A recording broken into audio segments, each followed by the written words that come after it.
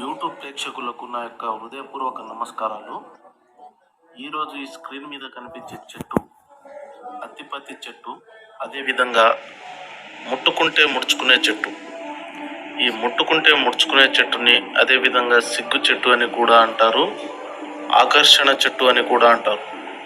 ఈ ఆకర్షణ చెట్టుని మనం కోరుకున్న వ్యక్తిని మన వైపు వశపరుచుకోవడానికి ఈ అత్తిపత్తి చెట్టుతో తయారు చేసే మరుగుమందు చాలా అద్భుతంగా పనిచేస్తుంది.